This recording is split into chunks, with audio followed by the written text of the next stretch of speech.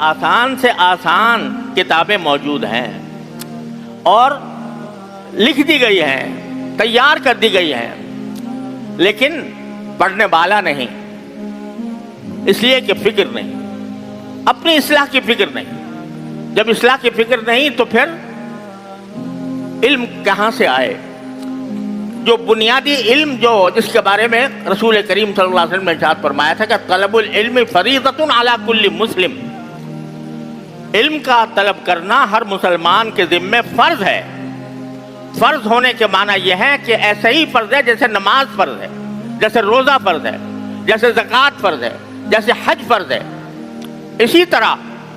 ضروری علم حاصل کرنا ہر شخص کو اپنے زندگی کے دائرے میں جتنی معلومات دین کی ہونی چاہیے وہ اس کو حاصل ہو، لیکن نہیں۔ اور اس کا نتیجہ یہ ہے کہ اپنے ذہن سے کچھ خیالات اور توہمات بنائے ہوئے ہیں اور ان خیالات کے مطابق بس زندگی گزارے۔ ٹھیک ہے جی، اللہ تعالیٰ غفور الرحیم ہے، جس طرح بھی چاہے ہم سمجھ لیں، جس طرح چاہیں کر لیں، جو چاہیں کہہ دیں، جو کہے عمل کر لیں، تو اس کے نتیجے میں وہ دین سے قریب آنے کے بجائے دور سے دور ہوتے جا رہے ہیں۔ کچھ جذبات ضرور ہیں جن کے اندر کچھ خدا کا خوف ہے، اللہ تعالیٰ کے سامنے پیش ہونے کا کچھ احساس ہے، جواب دہی کی فکر ہے، تو ان کے اندر ایک اچھے دینی جذبات ضرور موجود ہیں۔ یعنی اندر ایک مسلمان وجود جاگ رہا ہے کہ وہ یہ چاہتا ہے کہ میں مسلمان ہوں، اور کم از کم اسلام کی عظمت، اس کی حرمت اس کے دل میں موجود ہے، لیکن چونکہ علم صحیح نہیں، لہذا ان جذبات کا اظہار بھی شریعت کے دائرے سے ہٹ کر ہو جاتا ہے۔ جذبات، دینی جذبات بہت اہمیت کے حامل ہوتے ہیں، اور وہی دینی جذبات ہیں جو انسان کو اللہ تعالیٰ کی اطاعت پر آمادہ کرتے ہیں۔ لیکن اگر وہ علم کے بغیر ہوں، صحیح علم کے بغیر ہوں، تو وہ جذباتیت بعض اوقات بجائے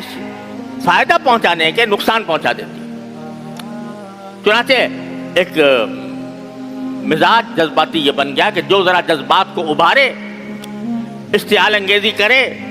اس کے ساتھ لوگ لگ جاتے ہیں۔ یہ پتہ نہیں کہ وہ ہمیں صحیح راستے پر لے جا رہا ہے یا غلط راستے پر لے جا رہا ہے۔ وہ ہم شریعت کے دائرے میں کام کرنے کے لیے لے جا رہا ہے، شریعت کے خلاف کام کرنے کے لیے لے جا رہا ہے۔ تو جذبات کی رو میں بہہ کر وہ دین کے صحیح مقاصد سے دور ہو جاتے ہیں۔ ابھی حال میں ہی جڑا والے میں جو واقعہ پیش آیا، کہا جاتا ہے کہ کوئی قرآن کریم کسی شخص نے، ملعون نے قرآن کریم کی کوئی برقع، اللہ جانے مجھے واقعے کی پوری تحقیق نہیں ہے، لیکن یہ کہا جاتا ہے کہ اس نے قرآن کریم کے برقع جو ہے وہ کسی غلط جگہ پر، گندی جگہ پر ڈال دیا یا کیا، اس نے یہ حرکت کی۔ ظاہر ہے کہ ایک مسلمان اس بات کو کسی قیمت پر برداشت نہیں کر سکتا، لہذا اس شخص کے خلاف اگر کوئی کارروائی ہوتی قانونی طور پر بھی، اور اس کو لعنت و ملامت کی بھی، یہ اپنی حدود میں تھی، جائز تھی، اور اس کے اوپر کوئی اشکال اعتراض کی بات نہیں تھی۔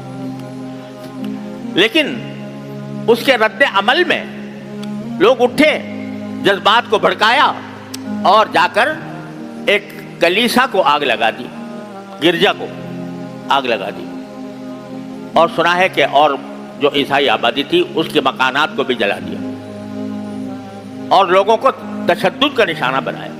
جو اس جرم میں شریک نہیں تھے۔ اب یہ جذبات ابھارے گئے، اور ان جذبات کی رو میں آ کر اندر سے ہو سکتا ہے کہ وہ دینی جذبہ ہی ہو، یہ بھی ہو سکتا ہے کہ کسی دشمن کی سازش ہو، اور دشمن کے لوگ آ کر مسلمان کو، اسلام کو، پاکستان کو بدنام کرنے کے لیے انہوں نے یہ سب کچھ کیا ہو۔ لیکن ہو سکتا ہے کہ کسی کے دل میں یہی جذبہ ایمانی آیا ہو کہ میں اپنے سامنے قرآن کریم کی توہین دیکھ رہا ہوں، تو پھر مجھے اس کا بدلہ لینا چاہیے اور پوری عیسائی کمیونٹی سے لینا چاہیے۔ اب یہ جذبہ تو ہو سکتا ہے درست ہو، لیکن یہ طریقہ کسی طرح بھی اسلام کے شایان شان نہیں، اسلام کے احکام کے مطابق نہیں۔ اسلام نے مسلمان ریاست میں اگر جو غیر مسلم رہتے ہیں ان کو پرامن طریقے سے جو لوگ رہتے ہیں ان کے جان مال آبرو کا تحفظ یہ اسلام نے اس کی گارنٹی دی ہے۔ وہ اپنی عبادت گاہوں میں عبادت کرنے میں آزاد ہیں اور ان کو اس پر کوئی روک ٹوک اسلامی حکومت نہیں کر سکتی۔ یہ نبی کریم سرور دو عالم صلی اللہ علیہ وسلم نے فرمایا کہ اگر کسی ایسے غیر مسلم کو جو ہمارے ساتھ معاہدے کے ساتھ رہ رہا ہے اس کو اگر کوئی شخص اللہ تعالیٰ نے اس کے جان و مال کی زندگی میں اس کے جان و مال اور آبرو کی حفاظت کا ذمہ لیا ہے، جو شخص اس ذمہ داری کو جو اللہ نے لی ہے اس کی بے حرمتی کرے گا، یعنی کسی غیر مسلم کو جو پرامن شہری ہے اگر کوئی نقصان پہنچائے گا اس کی جان کو، اس کے مال کو، اس کے آبرو کو، تو فرمایا کہ وہ جنت کی خوشبو بھی نہیں سونگے گا وہ شخص، فلا یرح رائحۃ الجنہ، وہ جنت کی خوشبو بھی نہیں سونگے گا، کیونکہ اللہ تعالیٰ نے جو غیر مسلم شہری ہیں ان کو اس بات کی اجازت دی ہے کہ وہ اپنے مذہب کے مطابق عبادت کرنے میں آزاد ہیں۔ حضرت فاروق اعظم رضی اللہ تعالیٰ عنہ نے پورا ایک عہد نامہ جب بیت المقدس فتح ہوا تو اس وقت پورا عہد نامہ ایک لکھا تھا اور اس عہد نامے کے اندر آپ نے یہ سارے غیر مسلموں کے حقوق اس میں بیان فرمائے تھے۔ ایک مرتبہ حضرت فاروق اعظم رضی اللہ تعالیٰ عنہ ایک شخص کے پاس سے گزر رہے تھے جو یہودی تھا اور وہ بھیک مانگ رہا تھا، تو آپ نے پوچھا بھائی بھیک کیوں مانگتے ہو؟ کہا کہ بھائی کہ میرے پاس پیسے ہی نہیں ہیں، میرے پاس اتنے گزارے کے لائق پیسے نہیں ہیں، میں کیا کروں اور کوئی میرے پاس راستہ نہیں۔ تو آپ نے حضرت فاروق اعظم رضی اللہ تعالیٰ عنہ نے فوراً فرمایا کہ ہم نے اس کی جوانی جو ہے اس سے ہم نے فائدہ اٹھایا، جوانی میں وہ جزیہ دیا کرتا تھا، اب ہمارے لیے یہ بہت بڑا ظلم ہے کہ اس کے بڑھاپے میں ہم اس کو تنہا چھوڑ دیں، چنانچہ فوراً بیت المال سے اس کا وظیفہ جاری کروایا۔ اور جب شہادت پائی حضرت فاروق اعظم رضی اللہ تعالیٰ عنہ نے، زخمی ہو چکے تھے اور شہادت کا وقت، موت کا وقت قریب تھا، تو جو بہت سی وصیتیں لوگوں کو فرمائیں ان میں سے ایک وصیت یہ تھی کہ جو غیر مسلم تمہاری مملکت میں موجود ہیں جن کے ساتھ ایک معاہدہ ہے تو ان کا خیال رکھنا، اور اگر کوئی ان پر حملہ کرے تو اس کے خلاف تم جنگ کرنا۔ یہ فاروق اعظم رضی اللہ عنہ نے اپنی آخری وصیت میں فرمایا۔ تو اس لیے اللہ تعالیٰ نے ہمیں جو ایک اسلامی ریاست کا تصور دیا ہے اس میں غیر مسلموں کے بھی حقوق رکھے ہیں، اور وہ حقوق، ان حقوق کو ادا کرنا یہ عبادت ہے، اللہ تعالیٰ کی اطاعت میں داخل ہے، اور حقوق کو پامال کرنا یہ اللہ تعالیٰ کی ذمہ داری کے پامال کرنے کے مرادف ہے۔ لہذا کسی مسلمان کے لیے جائز نہیں ہے کہ جو پرامن طریقے سے رہتا ہو معاہدے کے تحت، جو غیر مسلم، یہاں تک کہ فتاوی عالمگیری میں لکھا ہوا ہے، فتاوی عالمگیری آپ نے نام سنا ہوگا، جو فقہ کی بہت اعلیٰ درجے کی کتاب ہے، فتاوی عالمگیری، اس میں لکھا ہے کہ اگر کسی غیر مسلم کو کافر کا لفظ برا لگتا ہو تو اس کو یا کافر کہہ کر خطاب کرنا بھی جائز نہیں، حالانکہ کافر ہے وہ، لیکن کہتے ہیں اگر وہ اس کو برا لگتا ہے تو آپ اس کو کافر نہ کہو، عیسائی کہو، یہودی کہو، نصرانی کہو، ہندو کہو، بدھ مت کا آدمی کہو، لیکن اس کو کافر اگر برا لگتا ہے کافر کا لفظ تو کافر کا لفظ نہ کہو۔ یہاں تک شریعت نے غیر مسلموں کو حقوق عطا فرمائے، اور ایک پوری داستان ہے، اگر تھوڑے وقت میں ممکن نہیں ہے کہ وہ ساری میں آپ کے سامنے پیش کروں، کہ ہماری تاریخ اسلام میں صحابہ کرام نے، تابعین نے، اسلامی حکومتوں نے، اسلامی ریاستوں نے غیر مسلموں کی جان مال آبرو کا کس طرح تحفظ کیا ہے. لیکن چونکہ علم نہیں، جذبات ہیں لیکن علم نہیں، تو اس کا نتیجہ یہ ہے کہ ہم کھلم کھلا سرکار دو عالم صلی اللہ علیہ وسلم کے ارشادات کی خلاف ورزی کرتے ہیں. تو میں یہ عرض کر رہا ہوں کہ بھائی اگر اپنی اصلاح منظور ہے تو پہلا کام یہ ہے کہ ہر مسلمان ضروری بنیادی شریعت کے احکام سے واقف ہو.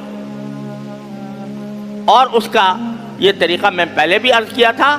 اور آج پھر اس کو دہراتا ہوں کہ جو حضرات باقاعدہ علم دین حاصل کر رہے ہیں، اللہ تعالیٰ ان کو علم دین پورا عطا فرمائے، اور ان کو بھی چاہیے کہ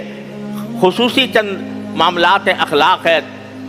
معاملات ہیں، معاشرت ہیں، ان کے اندر دین کی بنیادی احکام کو خاص طور پر توجہ کے ساتھ پڑھیں. لیکن جو لوگ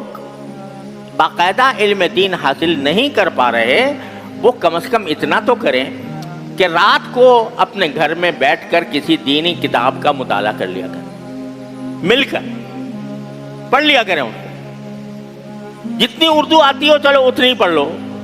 آسان سے آسان بھی کتابیں موجود ہیں. تعلیم الاسلام حضرت مولانا مفتی کفایت اللہ صاحب رحمۃ اللہ علیہ کی تعلیم الاسلام 4 حصوں میں ہے. اس سے زیادہ آسان کوئی کتاب ہو نہیں سکتی، اتنے آسان طریقے سے انہوں نے لکھ دیا. وہی پڑھ لو سب کے سامنے بیٹھ کے. نبی کریم صلی اللہ علیہ وسلم کی سیرت وہ آسان سے آسان انداز میں موجود ہیں کتابیں. اسوہ رسول اکرم صلی اللہ علیہ وسلم ہمارے حضرت شیخ عبدالحی عارفی قدس اللہ تعالیٰ سرہ کی وہ موجود ہے، آسان ہے بالکل. لیکن تھوڑا وقت تو نکالیں. یہ 24 گھنٹے جو اللہ تعالیٰ نے دن کے دیے ہیں وہ بہت بڑی نعمت ہے. اس 24 گھنٹوں میں سے کچھ تھوڑا سا وقت اگر 15 منٹ بھی اس کام کے نکال لیں کہ سب بیٹھ کر سارے گھر والے وہ دین کی معلومات ان کتابوں کے ذریعے حاصل کریں، تو یقین رکھیے کہ انشاءاللہ رفتہ رفتہ یہ علم بڑھتا جائے گا اور یہ معلومات بڑھتی جائیں گی، اور انشاءاللہ عمل کا بھی جذبہ پیدا ہوگا، اصلاح کی طرف بھی متوجہ ہوں گے. تو آج کی نشست میں صرف یہ درخواست کرتا ہوں کہ دین کی ضروری معلومات حاصل کرنے کا ہر مسلمان اہتمام کرے جو اس کے ذمہ فرض عین ہے. اب آج کل کے لڑکوں کو یا آج کل کے نو تعلیم یافتہ لوگ جن کو کہا جاتا ہے، ان کو